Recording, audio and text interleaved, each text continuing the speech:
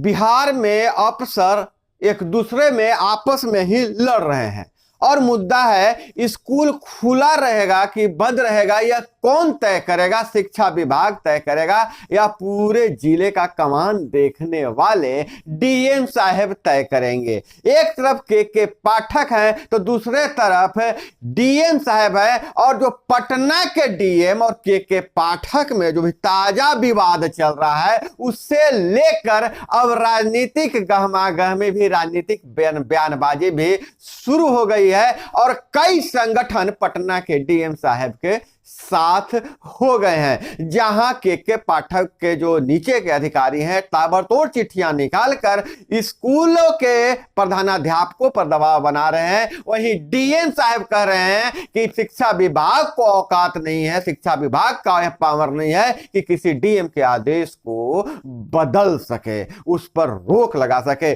बेचारे पीस रहे हैं प्रधानाध्यापक।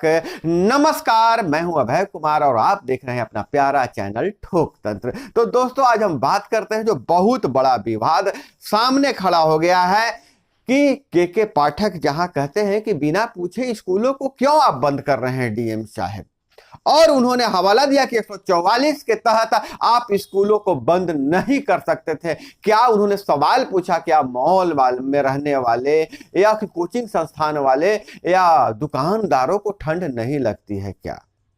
और वहीं जब डीएम साहब बोल रहे हैं कि हमारे दायरे में है कि हम स्कूलों में बच्चों का स्वास्थ्य का ख्याल रखें और हम आप मेरे आदेश को आप ठुकरा नहीं सकते हैं, आप मेरे आदेश को बदल नहीं सकते हैं।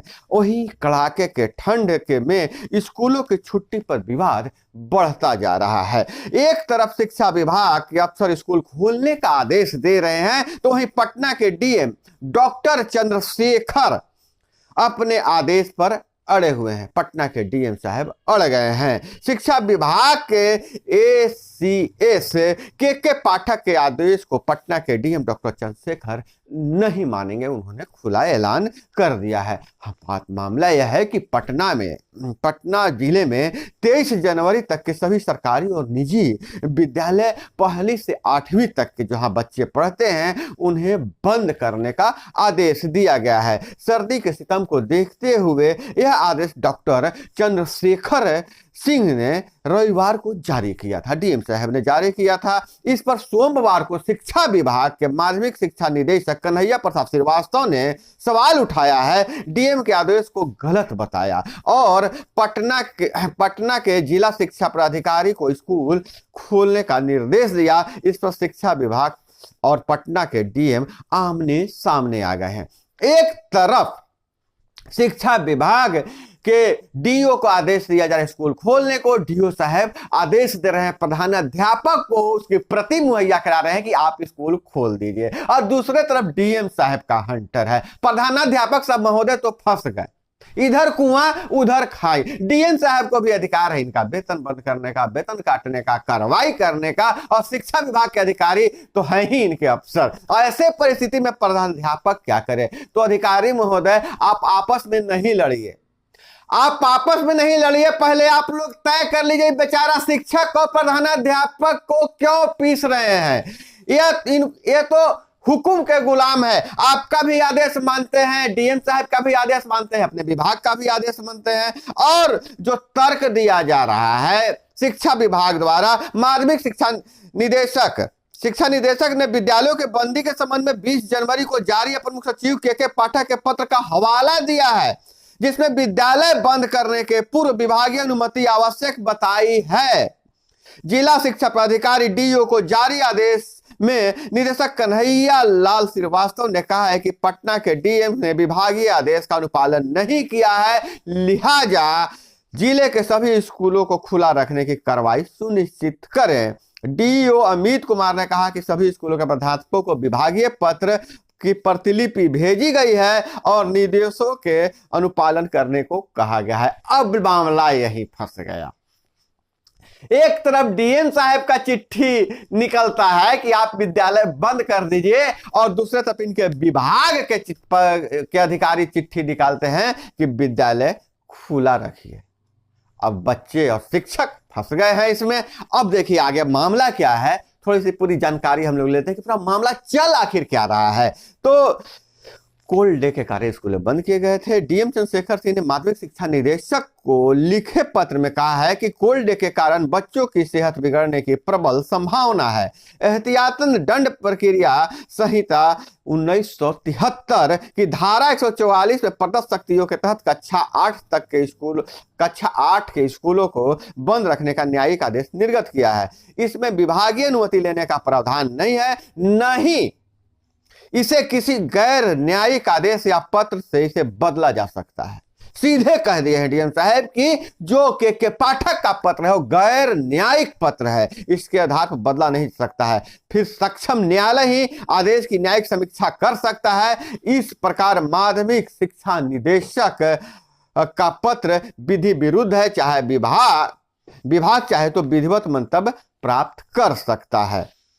अब इसको लेकर अब कई संगठन आमने सामने आ गए हैं। इधर Bihar public school and children welfare association के महासचिव प्रेम रंजन ने कहा है कि ठंड अधिक है, ऐसे में छोटे बच्चों के लिए स्कूल खोलना सही नहीं है, यह उनके स्वास्थ्य के साथ रिस्क हो जाएगा और एहतियात के साथ बड़े बच्चों के लिए केवल स्कूल खोला जा सकता है। और वहीं डॉक्टरों का क्या कहना है, डॉक्टर का एसोसिएशन भी साथ आ गया है। जैसा पहले आपको हमने बताया था कि डॉक्टर के जो IAS के पूर्व अध्यक्ष डॉक्टर अजय कुमार ने कहा है कि ठंड बहुत अधिक है और इससे स्वास्थ्य पर बुरा प्रभाव पड़ेगा। लेकिन डॉक्टर क्या कहते हैं, तो PMCH के शिशु रोग विशेषज्ञ डॉक्टर AK जायसवाल ने कहा है कि बच्चों की पढ़ाई जरूरी है, ठंड के मौसम में कोल्ड एलर्जी होने का खतरा है, एक भी बच्चा बीमार पड़ा तो संक्रमण फैलेगा। माता पिता भी स्कूल प्रशासन से बात कर बीमार बच्चों को स्कूल न भेजे,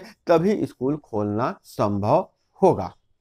अब भाई SOP जारी किया जा रहा है। एक तरफ डॉक्टरों की टीम का कहना है कि अगर कमरे और वाहन दोनों गर्म हैं तो बच्चे स्कूल पढ़ने जा सकते हैं, और इधर लेकिन अब नाक की लड़ाई हो गई है। के पाठक जहां तरह तरह के आदेश निकालते हैं, उनके आदेश को कोई काटता नहीं है, लेकिन इस बार उन्हें नहले पर दहला पड़ गया। पटना के डीएम साहब सीधे कह दिया कि हम आपके आदेश को नहीं मानेंगे, मेरे आदेश को जो न्यायिक आदेश है इसको सिर्फ न्यायालय ही बदल सकता है।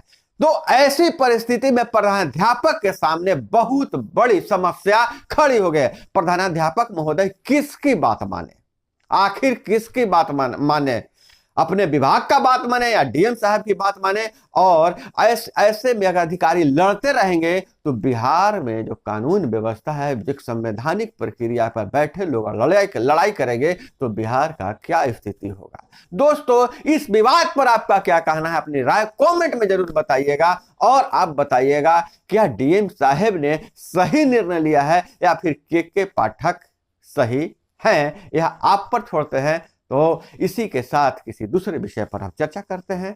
तब तक के लिए आपसे इजाजत लेंगे, लेकिन उससे पहले आप लोगों से आग्रह है कि चैनल को सब्सक्राइब कर लीजिए भैया, किसी तरह का कोई पैसा नहीं लगता है। अब जब आप चैनल सब्सक्राइब कर लेते हैं तो हमारी और आपकी मुलाकात हमेशा होते रहेगी, समय समय पर होते रहेगी। वीडियो को लाइक किए बिना नहीं जाइएगा। मिलते हैं अगली वीडियो में। जय हिंद, वंदे मातरम।